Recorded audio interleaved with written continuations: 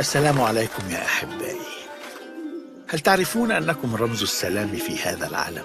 عندما بنى سيدنا نوح عليه الصلاة والسلام سفينته، حمل فيها زوجا من كل الحيوانات والطيور مع المؤمنين من قومه. ثم جاء الطوفان وابتلع الكفار، وحين كف الطوفان عن تدفقه واستسلم لكلمة الله، حملت إحدى الحمائم غصن زيتون من الأرض لسفينة نوح لتدله على قرب اليابسة. من يومها صار الحمام رمزا للسلام. هناك حكاية أخرى عاشها الحمام في زمن أبي الأنبياء سيدنا إبراهيم عليه الصلاة والسلام. كانت الطيور من مختلف الأنواع تستأنس بالحياة قرب بيت إبراهيم عليه السلام، حيث تجد الأمان والطعام والرعاية، ويملأ آذانها صوت تسبيح أبي الأنبياء في خلوته وهو يناجي ربه.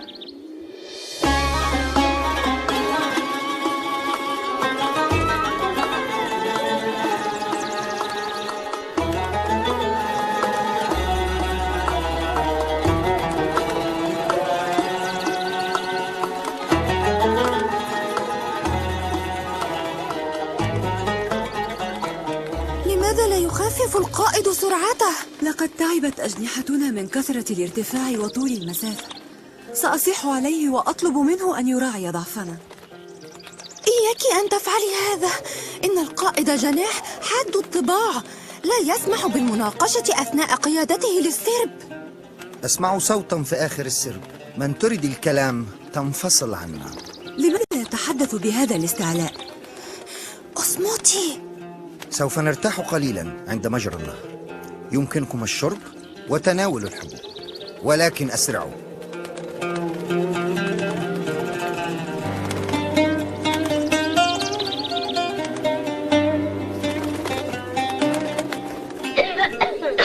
هل أنت بخير؟ ماذا؟ إنني بخير يا سيدي القائد.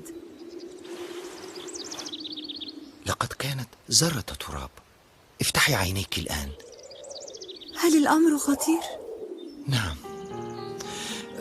أقصد لا. سنواصل الطيران.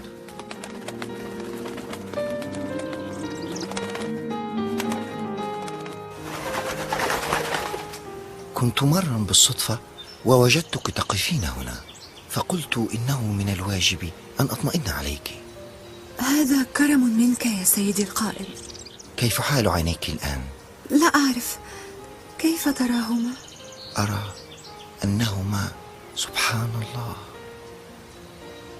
ماذا؟ لا أثر للتراب، لقد شفيت والحمد لله. يجب أن أطير. لماذا؟ أقصد، هل يمكنني أن أستفيد من خبرتك في الطيران؟ بكل تأكيد، اسألي وأنا أجيب. كيف أكون في مهارتك وسرعتك في الطيران؟ بالحب. الحب؟ نعم، أنا أحب الطيران، ولهذا لا أمل من التدريب. أحب السماء وأحب الهواء الذي يحملني. أشعر بالزهو حين أرفرف بأجنحتي وأحلق إلى أعلى، حمدا لله أن خلقني طيرا.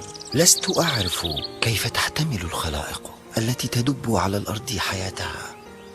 في الطيران ألف متعة لا تكشف عن نفسها إلا لمن يرتفع.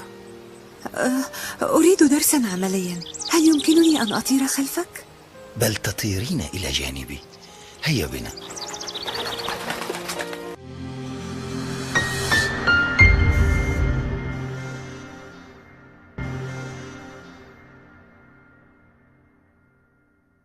وماذا تحب أيضا غير السماء والهواء؟ أحب خالقنا الذي أوجدنا من العدم، وأحب نبيه الكريم إبراهيم عليه الصلاة والسلام. يقشعر جسدي وأخفض أجنحتي عندما يذكر أمامي سيدنا إبراهيم خليل الله. يا كم أحبه. ألقاه أعداؤه في النار، فانطفأت نار الأرض أمام نار السماء التي تشتعل في قلبه. لا تحرق النار نارا أعظم منها، وليس أعظم من نار الحب. لا أفهم كلامك، ولكني أرتاح إلى سماعي. ما اسمك؟ اسمي نوشكا. يجب أن تغيري هذا الاسم. أغير اسمي؟ سأسميك ناشا. ناشا؟ عندما نحب نولد من جديد، وبما أننا قد ولدنا الآن فنحن نحتاج إلى أسماء جديدة. الريح تحمل كلماتك بعيدا فلا أسمعك، ألا يجب أن نعود؟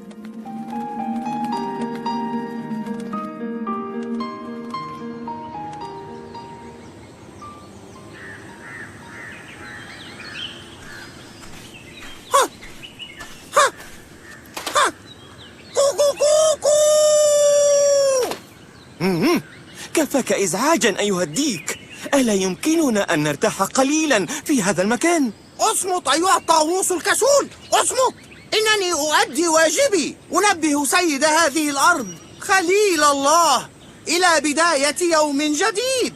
ومن قال لك إنه نائم؟ هو دائم التسبيح والصلاة.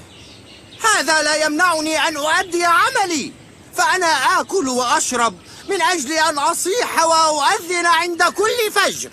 تبحث لنفسك عن دور لم يكلفك به أحد. وما دورك أنت أيها الطاووس؟ ها؟ يكفي أن يتأمل الناس جمالي، ريشي الملون ورقصتي المبدعة في موسم التزاوج. ألا تخجل من نفسك؟ الرحمة، كل يوم أستيقظ على نفس المشاجرة ونفس الحديث. قل له من منا أكثر فائدة لنبي الله. لا فائدة فيكما. قلت لكما 1000 مرة إن سيدنا إبراهيم يطعمنا جميعا ويحن علينا تقربا إلى الله وحده، لا من أجل الصياح في الفجر أو الرقصة المبدعة.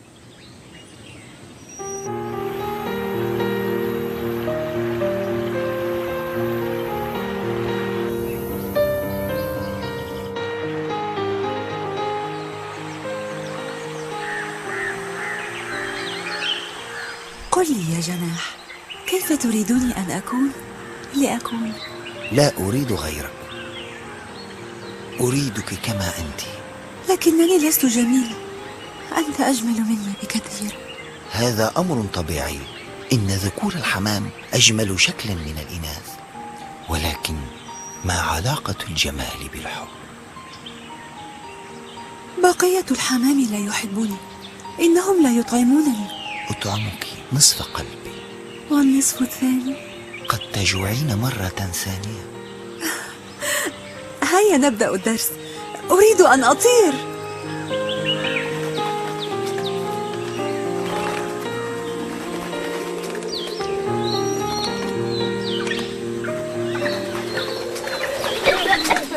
ماذا بك؟ اعتصر قلبي شيء بارد.